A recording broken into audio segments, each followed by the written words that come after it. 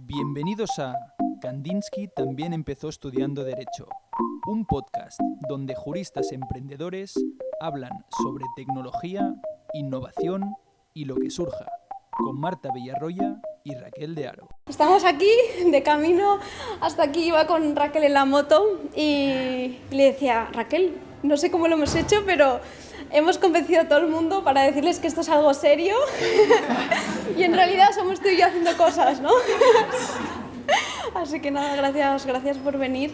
Y bueno, ¿por qué estamos aquí? Pues viene un poco del sufrimiento, la agonía y la depresión en la universidad, porque nos gustaba el derecho, sabíamos que esto de alguna manera para nosotras, pero que a lo mejor nuestras inquietudes no se cumplían con todo lo que nos explicaban y que veíamos algo más allá, ¿no?, de tener una vida en gran despacho o la posición, aunque veíamos que eran salidas pues que podían ser para personas, pero no para nosotras, o porque queríamos ver todas esas oportunidades.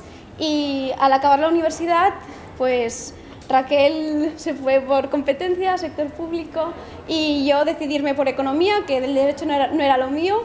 Y mira, al final, gracias al podcast, decidimos pues, que teníamos un mensaje que dar, que habíamos aprendido y que necesitábamos que la gente lo supiese, ¿no? Y es que puedes estudiar Derecho, pero puedes hacer 1000 cosas.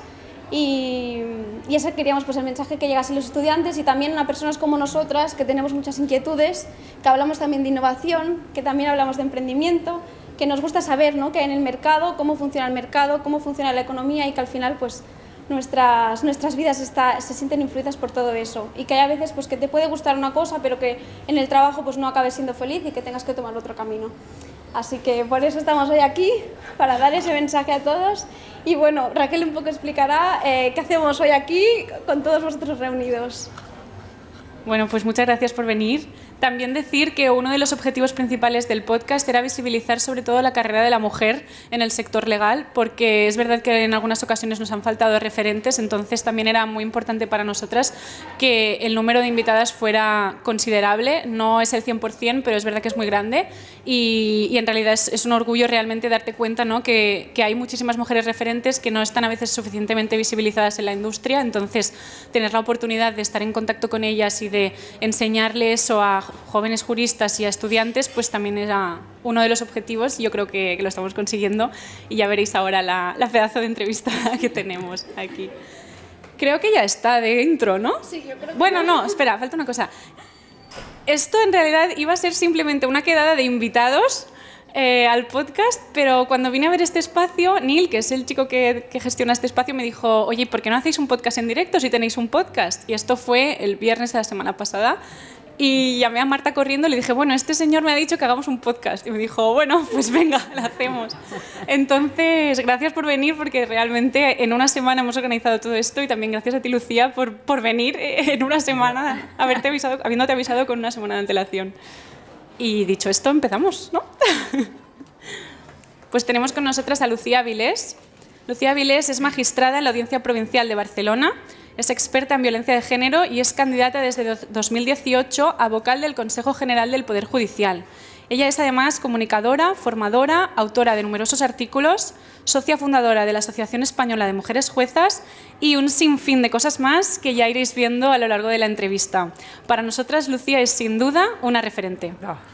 Bienvenida, Lucía. Gracias.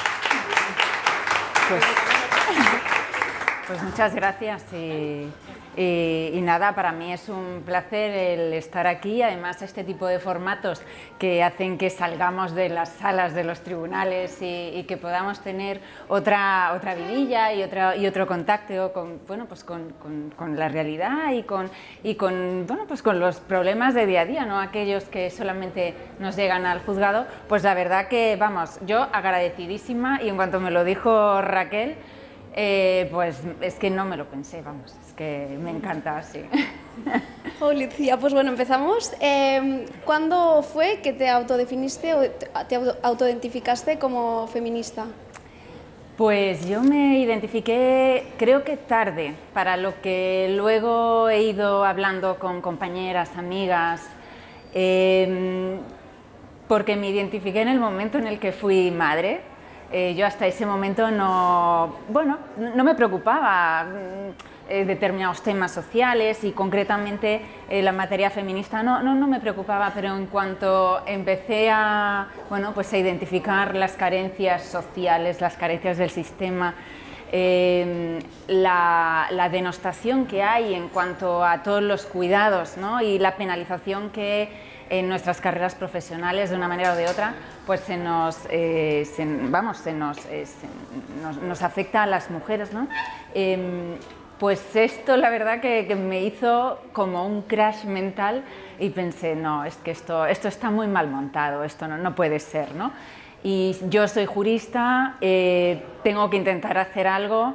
Esto fue durante, bueno, yo tuve la suerte en mi trabajo de poder coger una excedencia para el cuidado de hijos. Digo suerte porque era una época de crisis económica que yo sabía que al fin y al cabo el trabajo me iba a estar esperando y aunque el sistema estuviera mal montado y todo, pero ese periodo lo podía tener yo. Y en ese periodo fue cuando empecé a pensar, esto no puede ser, a mí esto no me gusta, tengo que intentar hacer algo. Al final no se trata de hacer grandes cosas, se trata de intentar cambiar lo que uno tiene pues a su alcance, ¿no? y hacer lo mejor que puede su trabajo. Yo siempre me planteé el hecho de, yo no quiero pasarme toda mi vida sentada en un juzgado, poniendo sentencias delante de una pantalla del ordenador. Yo quiero darle un sentido a mi profesión y yo creo que en ese momento encontré el verdadero sentido de decir, es que mi profesión es muy bonita, es una profesión muy vocacional que tiene mucha capacidad de cambiar, de transformar lo que tengo alrededor. Voy a usarlo y voy a emplearlo en esto y vamos, creo que fue así un poco el recorrido mental que hice, ¿no? En este sentido. ¿Y ya tenías previsto cuando te preparaste la oposición acabar de alguna forma defendiendo los derechos de las mujeres o eso es algo que vino a continuación? Pues yo siempre he tenido, bueno, mi familia siempre me decían, es que esta niña es que tiene como un sentido de la justicia como muy grande y tal. Siempre todos, ¿no? Vamos apuntando un poco maneras, ¿no? En la profesión que luego pues elegimos por una opción u otra. Sí que he de decir que Derecho, por ejemplo, no era mi primera opción. O sea, fue algo que yo me fui dando cuenta luego, quizá conforme fui estudiando Derecho. Mi primera opción, cuando yo me planteé el decir, bueno, quiero estudiar esto y quiero que mi futuro sea este, yo quería ser periodista. A mí me gustaba mucho contar historias, me gustaba mucho escribir, bueno, vamos, pero en casa me dijeron que no. Que aquello no podía tener mucha salida profesional y que pensar en otra cosa. Mi opción B siempre fue Derecho, creo que era una opción bastante versátil y aunque no tenía claro qué quería hacer después de la carrera, pero me dejé llevar un poco por la intuición y conforme fueron pasando los años y tal, pues un poco también le fui dando forma a, bueno, pues al hecho de querer preparar la oposición, querer ser jueza y un poco me fue viniendo un poco la vocación. También es cierto que me atravesó un poco un acontecimiento personal que me hizo un poco ver realmente de qué manera podía yo también transformar desde ese punto de vista o desde ese acontecimiento personal. Tuve la gran suerte de coincidir con un magistrado y con el paso del tiempo a mi mente llegó todo lo que ese magistrado había de alguna manera velado por mí, cuidado de mí y dije, pues yo también quiero hacer esto y me quiero dedicar a esto. Y por esas andadas, en 2021 decide solicitar al Gobierno la tipificación de la violencia económica como una modalidad de la violencia de género. ¿Nos podrías explicar brevemente qué es esto de la iniciativa legislativa y la violencia económica? Pues si queréis os explico primero, digamos, la parte formal, el cómo se articula la iniciativa legislativa judicial y luego vamos a la violencia económica, que yo creo que tiene pues un contenido bastante potente, ¿no? La iniciativa legislativa judicial que presenté tiene su base legal en un único artículo, tanto dentro del Código Penal como extramuros. Es el artículo 4 que nos permite a los jueces en aquellos supuestos en los que veamos que hay una discordancia entre la justicia material y el principio de legalidad, pues el que podamos decir, oye, pues esto que está tipificado en el Código Penal considero que debe destipificarse, es decir, debe salir del Código Penal porque entiendo que la realidad social ha cambiado. Y en sentido inverso igual, aquellas situaciones que, pues que se consideren que precisamente porque la realidad social ha cambiado y antes no se consideraban delictivas y ahora sí. Ejemplo, no sé, en los años 90 el conducir borracho pues no era delito. No era delito y desde luego no tenía las consecuencias ni la sanción social, por supuesto, que tiene ahora. Pues en este tránsito social, pues esta palanca de cambio del Código Penal, que es un artículo, yo lo estoy descubriendo ahora, es un artículo maravilloso. Siempre en penal era como hay algo, ¿no? Bueno, sí, la iniciativa legislativa judicial, pues no se entendía muy bien qué era, pero realmente es una buena herramienta que tenemos los jueces y además es una herramienta que solamente se prevé en nuestro ordenamiento jurídico. En los países de nuestro entorno no se nos da esta posibilidad. Es algo bonito el que el propio legislador diga, bueno, pues las juezas, los jueces, dentro de su ejercicio profesional, pues están viendo cosas que a lo mejor nosotros pues no vemos, se nos escapan. Pues vamos a aprovechar su experiencia profesional para adaptar el ordenamiento jurídico a los cambios sociales, tanto para tipificar como para destipificar. Claro, ¿qué pasa? Que esto así dicho es muy bonito, pero no hemos sido conscientes los juristas de esta gran herramienta de cambio que nos da el Código Penal. Solamente ha habido un precedente, bueno, hubo el Tribunal de Pamplona, la Audiencia Provincial de Navarra, planteó una modalidad de cooperación en un determinado delito. Bueno, lo supeditó la iniciativa legislativa, que luego la sentencia fuera confirmada. La sentencia la revocaron totalmente, con lo cual aquello no salió. Luego hubo un segundo intento en relación a una modalidad del delito de estafa, en donde bueno, pues el Tribunal Supremo vino a decir al Tribunal Inferior, hombre, pues sería conveniente que se planteara esto para que se regulara, pero no se hizo. Se planteó por un compañero de Majadahonda, no sé si fue en el 2018-2019, una iniciativa legislativa en relación al acoso callejero. El contexto, además, bueno, pues se entresacaba un poco de todo el movimiento social, político, jurídico salido de la violación grupal de Pamplona y bueno, que ahí fue realmente donde empezó a crecer la conciencia, sobre todo en el ámbito jurídico, de que era necesario un cambio y tal, y este compañero de Majadahonda, en un delito en un supuesto de acoso callejero, dijo, esto no está tipificado, no puedo yo aquí condenar por nada, pero por favor que se regule. Pero él mismo ya puso, soy consciente que se está regulando el anteproyecto, lo que antes era anteproyecto de Ley Orgánica de Libertad Sexual, y esto pues se contemplaba, ¿no? Un poco a imagen y semejanza de lo que ya se había hecho en Francia.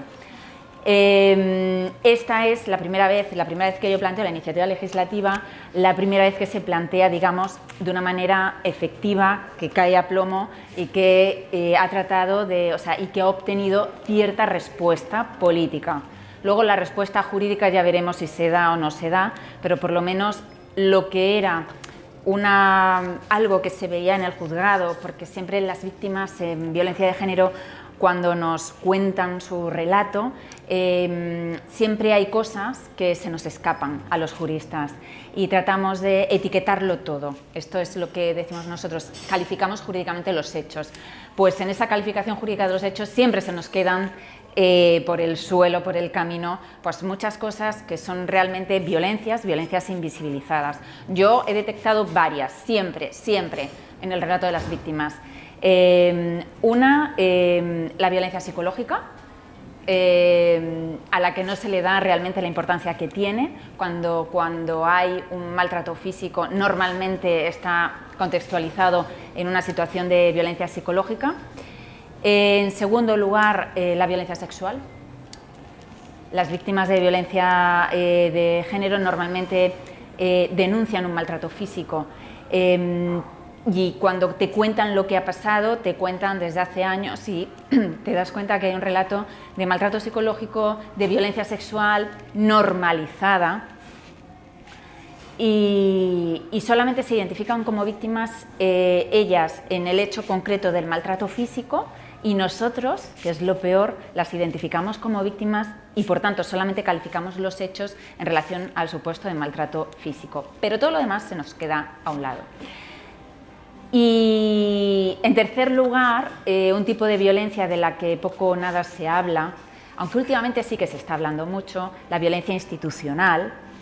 Y digo últimamente porque ya vimos en la sentencia de la violación grupal de Pamplona, que yo creo que la tenemos un poco todos en mente, quien más, quien menos ha leído retazos o ha escuchado algo de la sentencia, y sabemos que hubo un voto particular. Ese voto particular, pues las expresiones que contenía eran del todo prescindibles. Si ese voto particular lo vemos ahora bajo la óptica de lo que sabemos ya en materia de formación en género, de perspectiva de género, para todos los miembros de la Judicatura y todos los que pertenecemos a la cadena de justicia, si lo vemos bajo la óptica de la Convención CEDAW de 1979, si lo vemos bajo la óptica del Tribunal Europeo de Derechos Humanos, que expresamente ha condenado en varias ocasiones a Italia, a España, precisamente por esas argumentaciones sexistas, por conductas sexistas que se han llevado a cabo en los tribunales y que suponen un caso de victimización secundaria y por tanto de violencia institucional, ¿no? La cuarta violencia que yo creo que está presente es la violencia económica. Cuando una víctima de violencia de género llega al juzgado, nos cuenta muchas veces que hay situaciones de control económico, de privación de alimentos, puede ir o no ligado a un maltrato físico, pero en muchas ocasiones, cuando estamos hablando de un delito de impago de pensiones, normalmente son coletazos o una violencia de género que continúa la que ya había antes de la crisis de la pareja o que debuta en el momento en el que se produce la crisis de la pareja y que el único fin que tiene es mantener el control y la sumisión de la mujer a través de la privación de lo básico para los hijos, ¿no? Y estas son las cuatro violencias. La iniciativa legislativa, bueno, pues imagino que ya lo sabéis un poco todas y todos, lo que pretende es la regulación precisamente de la violencia económica como violencia de género y concretamente a través del delito de impago de pensiones, que bueno, no sé si ahora entraremos un poquito más de lleno en eso o no sé, lo que Bueno, la siguiente pregunta, que creo que también es súper de actualidad, era en realidad que esta semana, como todos sabréis, se ha publicado en el BOE la ley del solo sí es sí, que entrará en vigor a los 30 días de su publicación, y se están difundiendo por redes sociales mensajes del tipo que a partir de ahora los acusados de agresión sexual van a poder solicitar una reducción de su pena. Y bueno, de cierta medida eso es un bulo, pero te queríamos preguntar a ti por qué esta ley del solo sí es importante y si esta información que circula pues es cierta o no.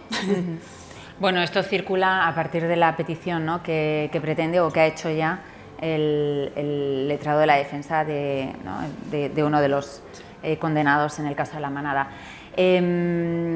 Esto es bastante polémico y está generando bastantes opiniones. Lo cierto es que es verdad que en el ámbito del derecho penal tenemos un principio básico, el principio de irretroactividad de la ley penal. Se supone que, salvo que la ley penal sea más favorable, no puede retrotraerse a un caso anterior. En este caso, en determinados supuestos, es verdad que se baja un poquito la pena, se han retocado las penas, pero si la pena a la que finalmente resulta condenado está dentro de ese límite, normalmente el Tribunal Supremo no ha revisado o no es propenso a revisarlas. ¿Qué pasará? Pues no lo sabemos, no sabemos si va a mantener este criterio o si va a modificarlo, pero bueno, la teoría es esta. ¿Voy yo? ¿Sí?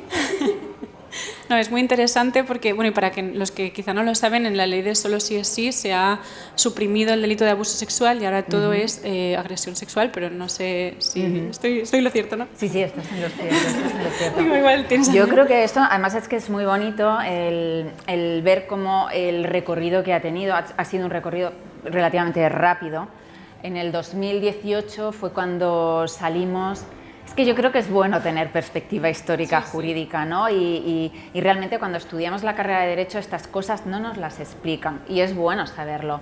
Y en esta materia la perspectiva feminista pues es importante porque el movimiento feminista, y así se reconoce tanto en la Ley de Violencia de Género del año 2004 como en la ley del solo el sí es sí, se está reconociendo al movimiento feminista como el motor impulsor del cambio legislativo. Esto ha sucedido siempre.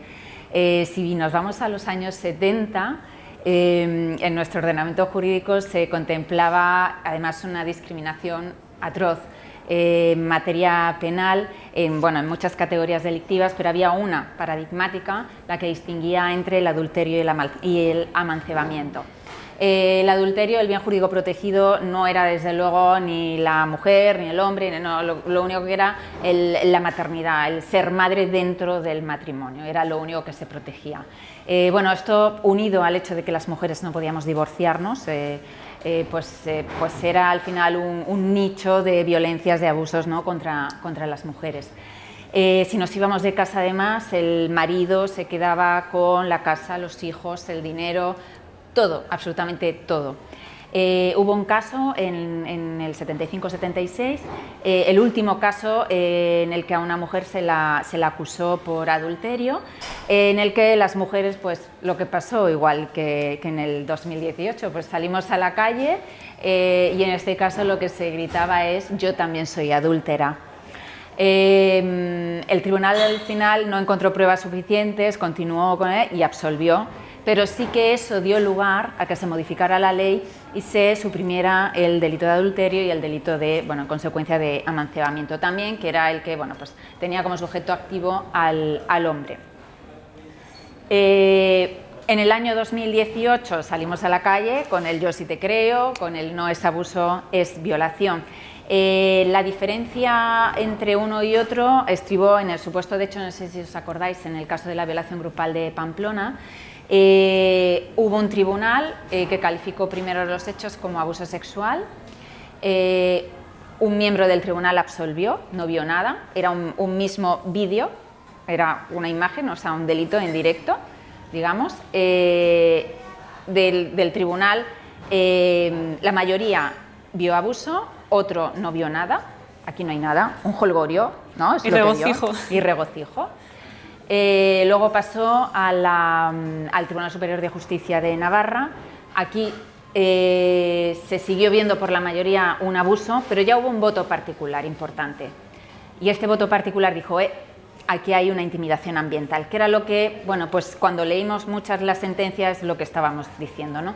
La intimidación ambiental es un concepto jurídico que trata de modular el concepto tradicional de intimidación, que es el que, digamos, es uno de los medios comisivos de la agresión sexual. Es decir, tal y como estaba, y está, hasta que no entre en vigor la ley, nuestro ordenamiento jurídico, se distingue entre agresión sexual y abuso sexual.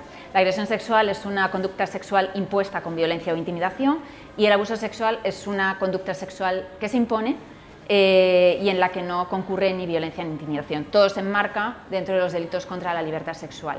El legislador entiende que es un menor ataque a la libertad en el caso del abuso, y por ello introduce como abuso los que se cometen contra personas privadas de sentido, los supuestos de sumisión química, que también han generado bastante polémica en sentencias como la de Manresa o otras que han sido también bastante conocidas. Lo que hace ahora la ley del solo el sí es sí es cerrar esta dicotomía, denomina todo agresión sexual, es decir, suprime la categoría del abuso sexual. ¿Por qué? Pues porque las mujeres consideramos que la calificación de abuso sexual es una calificación descafeinada. El tema de la intimidación ambiental lo que permitió es considerar, y así lo hizo finalmente, lo reconoció finalmente el Tribunal Supremo, la sentencia de Pamplona, considerar que no se había producido una intimidación en el sentido tradicional para que lo veamos todos gráficamente, no le habían puesto una navaja en el cuello para cometer el hecho delictivo, ¿no? No era un mal inminente, grave, que te estuvieran amenazando, no. Pero sin embargo, la sola presencia física de los 5 miembros de la manada, de la autodenominada manada, sí que suponía una merma de las posibilidades de defensa de la víctima. Y aparte había una desproporción de fuerzas, desproporción numérica, de tal manera que la víctima, la única opción que le quedaba era quedarse quieta como se quedó. Este concepto de intimidación ambiental es el que luego permitió pues, calificar al Tribunal Supremo los hechos como finalmente agresión sexual, ¿no? Y esto fue ya dar el carpetazo y el decir, bueno, se cerró el círculo, el decir, pues socialmente realmente se estaba viendo que eso era una agresión y jurídicamente también el Tribunal Supremo vio que era una agresión sexual. Pues este legado, este testigo, es el que ha recogido la ley del solo el sí es sí, que además no solamente ha influido, digamos, en el ordenamiento jurídico, sino yo quiero pensar que el recorrido ha contribuido también a la despatriarcalización de las mentalidades jurídicas. Cuando se planteó la reforma del Código Penal, se pensó, bueno, ¿quién tiene que hacer la reforma? Pues primero tiene que hacer un informe, ¿quién? La sección penal de la Comisión General de Codificación. Horror. Se vio que esa sección penal estaba formada por hombres, es decir, delitos que necesariamente requieren una mirada de género porque tanto las víctimas como los agresores son el 99,9% mujeres y hombres respectivamente. Resulta que la sección penal estaba formada por hombres, por tanto estaba carente de esa mirada femenina.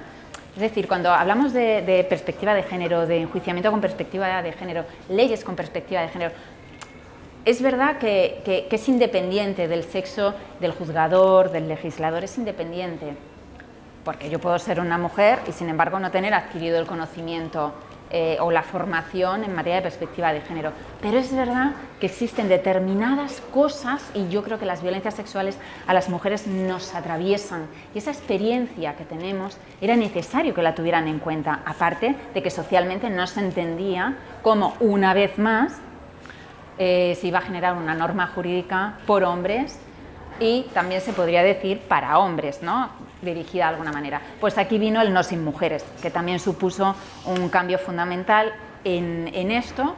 Se diluyó la sección penal de la Comisión General de Codificación, se volvió a construir una nueva en la que había una paridad en cumplimiento de la ley de igualdad y a partir de aquí también se empezaron a reformar y se nos obligó a las juezas, a los jueces y a todos los que formamos parte de la cadena de justicia a formarnos en género, que yo creo que fue como un cataclismo lo que sucedió en el 2008, que bueno, pues ahora tiene su punto y aparte, digamos, en la ley, que todo está por ver cómo se aplica, pero de momento es un inicio muy bueno. Bueno, y además también esta semana se celebraba la apertura del año judicial y Carlos Lesmes, el presidente del Tribunal Supremo y del Consejo General del Poder Judicial, instaba al Gobierno y a la oposición a la renovación, ¿no?, de los miembros. Entonces, bueno, no sé si todos estáis familiarizados con el Consejo General del Poder Judicial. Tranquilos, nosotros tampoco mucho. Entonces, bueno, si nos podrías decir qué papel tiene y por qué es importante, ¿no?, desbloquearlo. Bueno, el Consejo General del Poder Judicial es el órgano de gobierno de los jueces. Bueno, pues entre otras competencias se encarga de gestionar nuestra formación, de asumir todas las decisiones, digamos, de calado que nos afectan a toda la carrera judicial. Y claro, estamos en un punto en el que llevamos ya desde el año 2018 con el Consejo General del Poder Judicial bloqueado. Es tanto como si dijéramos un gobierno que no se renueva y que está bloqueado durante 4 años, ¿no? Claro, en el Consejo General del Poder Judicial yo creo que socialmente se ve como algo más lejano, más así, pero bueno, estamos hablando, el judicial es uno de los 3 poderes del Estado. Y es el hecho de que el Consejo esté bloqueado precisamente porque políticamente no se, digamos, no se ponen de acuerdo para designar los vocales que tienen que proponer y para luego su designación, pues es una anomalía institucional, es una anomalía democrática, ¿no? Porque al final bueno, pues está imposibilitando que pueda renovarse. Entre otras cuestiones, el Consejo, por ejemplo, tiene funciones también para realizar nombramientos discrecionales, y en esto tiene un papel fundamental, o sea, tiene una importancia muy básica en cuanto al género. En materia de los nombramientos discrecionales en la carrera judicial son aquellos que se realizan conforme a currículum, es decir, los magistrados del Tribunal Supremo, presidentes de sala, hay determinados cargos, bueno, pues que se presenta, se convoca, tienes que ir a hacer una entrevista, te seleccionan y finalmente te nombran. En la carrera judicial tenemos, bueno, pues presidencias de TSJ, solamente hay una, de 17. Magistrados del Tribunal Supremo son mayoritariamente hombres. Por supuesto, nunca ha habido presidentes de salas que sean mujeres, es decir, y eso que en la carrera judicial somos mayoría las mujeres, es decir, más de la mitad de las sentencias que se firman en todo el territorio nacional cada día, pues están hechas por mujeres, ¿no? Pero sin embargo luego, conforme vamos ascendiendo, es lo que pasa en todas las carreras profesionales, conforme vamos ascendiendo, pues vemos que las mujeres o la presencia de mujeres es cada vez más testimonial. Eso tiene mucha importancia, por ejemplo, en salas como la civil, la Sala Civil del Tribunal Supremo, que resuelve asuntos de familia, por ejemplo, pues aquí la presencia de las mujeres es, vamos... Esto es como, no sé, ¿dónde está Wally? O sea, es que no se nos ve. En la sala penal, pues, si no estoy equivocada, me parece que ahora mismo son 2. Es verdad que la sala penal ahora es muy progénero y tal, incluso en determinadas ocasiones se puede decir que ha hecho como una especie de legislador, adelantándose un poco a las reformas, ¿no? Pero bueno, es verdad que tenemos techo de cristal, ¿no? Las mujeres, pues el Consejo General del Poder Judicial es el órgano encargado de realizar estas designaciones discrecionales. Y esta es una de las cosas que cuando yo pensé, me presento, no me presento, porque yo soy una jueza de base, digamos, o sea, no, pero sí que me parece importante que, ya que estaba peleando por una justicia feminista, y me quejaba del techo de cristal, ser un poco coherente y presentarme también pues como candidata al Consejo. Y creo que es una de las cosas que se tiene que, bueno, pues se tiene que modificar, tiene que haber criterios de transparencia, ajustarnos también en el ámbito jurídico a la ley de igualdad, el que haya nombramientos paritarios. Y bueno, y esta es una de las cosas que se está obstaculizando precisamente por la falta de renovación del Consejo. ¿Y te ha costado referirte a ti misma como candidata feminista? Porque nosotras a veces tenemos la sensación de que si en el mundo legal, bueno, ya en el mundo normal, si te presentas como feminista, tiene connotaciones negativas, pero en el mundo legal, llegar a un despacho, por ejemplo, y decir, hola, me llamo Raquel y soy feminista, es muy extra, o sea, todo el mundo te mira como, no, aquí no vienes a ser feminista. Entonces, imagino, no sé cómo es en la judicatura. Pues yo creo que yo he tenido ahí en ese tema un poco un proceso. Me atreví a decirlo en el 2018, cuando hubo que defender que realmente queríamos una justicia feminista. Y me costó porque era el romper, ¿no? Ese miedo inicial a que te etiqueten, a que te digan, a que se metan contigo, ¿no? Y además, algo que paradójicamente la justicia es que es por esencia, o debiera ser por esencia, feminista, porque el feminismo no es más que un discurso jurídico basado en la igualdad. Si estamos hablando de imparcialidad, lo lógico es que para ser imparciales nos despojemos de estereotipos, de prejuicios, aboguemos de una vez por todas por derechos fundamentales, no es que no se protejan, pero si tú no tienes en cuenta determinadas desigualdades que se dan, ahí ya andamos un poco cojos. Entonces, el feminismo yo creo que engloba todo esto, ¿no? Y permite el corregir desigualdades, si hay algún tipo de discriminación, alguna relación de asimetría en el proceso, te va a permitir verlo y te va a permitir compensarlo y corregirlo, que es de lo que se trata, ¿no? Y hacerlo además de una manera realmente imparcial.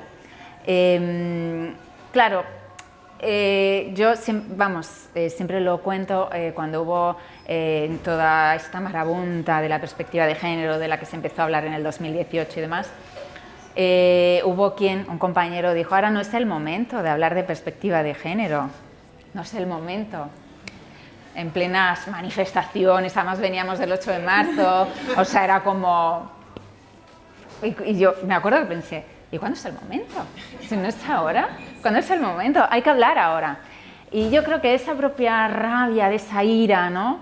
Al final dices, oye, pues sí, pues soy feminista y soy jueza feminista y lo que quiero es que realmente identifiquen a la justicia no como una justicia patriarcal, sino como una justicia transformadora, que podemos ser y podemos transformar la vida de las personas y transformarlas para bien, ¿no? Que un poco ligándolo con el tema de la iniciativa legislativa, al final es esto, es el decir, bueno, hay una deuda histórica con las mujeres, vamos, ¿quiénes de nosotras o de nosotros no hemos hablado o no hemos oído hablar alguna vez a nuestras abuelas, las madres, el niña, sé independiente económicamente, no vayas a depender del marido, de tal, porque al final la independencia económica es lo que te da alas, para que nadie te pueda decir, nadie te pueda... Porque una de las cosas que se ven en violencia de género es que no se puede cortar el círculo de la violencia porque hay dependencia económica, y esa dependencia económica es la que se utiliza, se aprovecha y se potencia por los agresores para seguir manteniendo ese control sobre las mujeres, que en muchas ocasiones supone también una, digamos, o condiciona la actuación procesal, no solamente para la interposición de la denuncia, sino para que luego, y pese a la reforma que ha habido ahora en el artículo 416, pero luego en el juicio a lo mejor ya no se nota que bueno, pues quieren proteger determinados intereses. Es todo legítimo, al final cada persona, cada víctima tiene su proceso y es verdad que el proceso judicial es una gran apisonadora que no va parejo a lo mejor a ese proceso de recuperación, ¿no? O de transformación de víctima superviviente, no lo tiene, no te deja pensar, no tal, y nosotros tampoco lo respetamos, ¿eh? Y entonces, bueno, pues está esta situación que permite o que determina que en muchas ocasiones pues encontremos pues situaciones como la violencia económica o situaciones como, no sé, cualquier otro tipo de violencia que no sabemos bien cómo atajarla o como tal, pues bueno, pues no sé, he perdido un poco el hilo, ¿eh? No, pero, porque al final sí, no, es hablar un poco de todo, del tema de la justicia, bueno, sí, estábamos hablando de la justicia feminista y bueno, a ese camino, ese es el gran objetivo, ¿no? Que en las mentes de todos y es cierto que no solamente se trata de poner el foco sobre juezas y jueces, sino sobre todos los que integran la cadena de justicia. Porque de nada sirve un juez o una jueza muy formada en género si luego los profesionales que están en sala no tienen esa formación, no te acompañan. Yo, como jueza de lo penal, claro, ahora me veo bastante encorsetada, dependo mucho de lo que me aporten las partes. Si a mí no me aportan, no me dicen, yo no puedo hacer mucho más de lo que hago, ¿no? Entonces, aquí el papel de las abogadas, de los abogados, el intentar recabar pues, toda la información posible, el ver, o sea, el ser consciente que muchas veces hay mucho más allá de lo que a lo mejor nos están contando, pues escarbar un poco, en sala ser muy conscientes de nuestro trabajo, de lo que estamos haciendo. Muchas veces a las víctimas no les importa que haya una sentencia condenatoria, absolutoria, pero sí la argumentación que demos, ¿no? Y bueno, pues todo esto al final hace un poco el conjunto del feminismo en justicia. Importante es también ser conscientes, cada una de nosotras, ¿no? de la lucha que llevamos a nuestras espaldas y la que han hecho las mujeres, ¿no? Antes que nosotras, y reivindicar espacios y saber que podemos, ¿no? Y, por ejemplo, hablábamos de cuando organizábamos este evento, que Raquel decía, es que me da la sensación que siempre tengo que decir el eventillo, bueno, vamos a estar aquí, no os preocupéis, como siempre minimizando lo que hacemos, y realmente hay que hablar y buscar esos espacios y apoyarnos. Y bueno, pues nada, ya acabando la entrevista, muy a nuestro pesar, queríamos volver un poco, ¿no?, a tu proceso como opositora. ¿Cómo fue? Largo y duro, porque una oposición es dura, sí. Yo cuando acabé la carrera estaba un poco perdida. Y sí que eché mano un poco de aquella experiencia personal que había tenido y tal, y dije, pues yo creo que esto me gusta, esta persona me generó a mí, fue un referente. Me hubiera gustado tener un referente femenino, porque además recuerdo que cuando la carrera judicial, la oposición a la carrera a la judicatura es la misma que fiscalía, ¿no? Tú haces un examen y luego ya pues optas por la carrera judicial o la carrera fiscal. Pues me acuerdo que buscando preparador y tal, hubo quien me dijo, tú a la carrera fiscal. Y dije, ¿por qué? ¿Tengo cara de fiscal o tengo algo? Y me dijo, no, porque claro, es que a las mujeres os va más.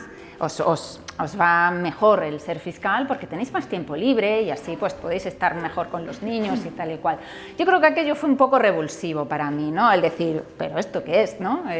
Además, a mí fiscales nunca me lo había planteado y me gustaba la idea de algún día poder ser jueza. Una persona muy cercana me dijo, cuando ya le dije, yo ya tomé mi decisión, me voy a preparar la oposición, me dijo, pues yo creía que los jueces solamente llevaban barba y bigote, ¿no? Y fue como, Dios mío, qué mal andamos, ¿no? Qué pocos referentes, qué mal. Y la oposición, pues fue dura, es un proceso duro.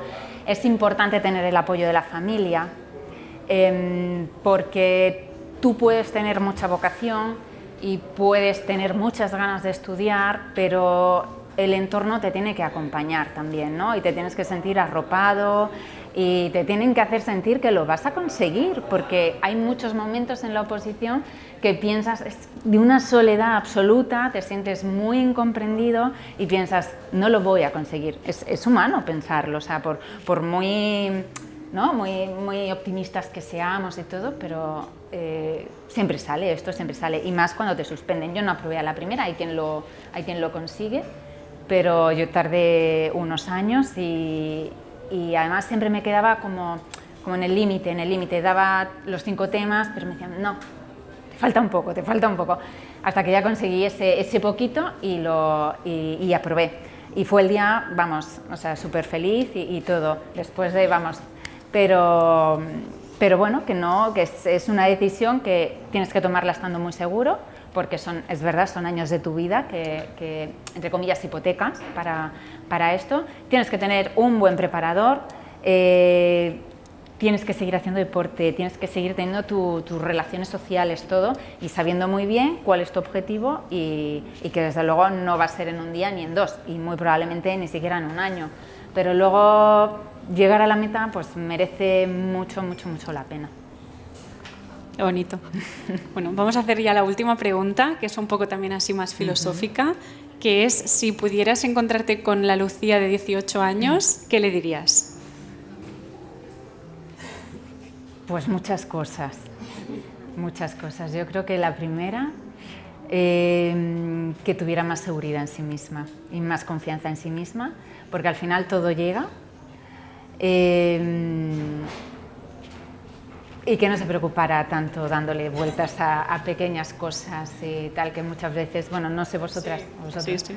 Pero yo sí. Y yo creo que serían esas dos cosas, el aprovecha, sé feliz, no pierdas tiempo mirándote en el espejo, pensando que estás gorda. Ahora que también se está hablando de este tema, pues sí. Sé más segura, ten más confianza en ti. Confía también en las personas que tienen alrededor, en lo que te dicen, te aconsejan, yo creo que sí, si volviera a los 18 años sabiendo todo esto, pues sí, bueno, sí. Intentaría ponerlo más en práctica. Que no es fácil. Que no es fácil, no es fácil. En esas estamos nosotras también. Sí, sí. Bueno, pues muchas gracias, Lucía. Ha sido un placer tenerte aquí. Ahora todos nuestros invitados, si quieren conocerte y hacerte alguna pregunta más en Petit Comité, pues podéis. Y ya está, ¿no? Pues gracias a vosotras, porque vamos, yo estoy súper a gusto aquí. Además, nunca había estado en la librería Raima y es maravillosa. O sea que gracias por la invitación. Voy a decir la frase final. Y a ti, que nos escuchas, recuerda, Lucía también empezó estudiando Derecho.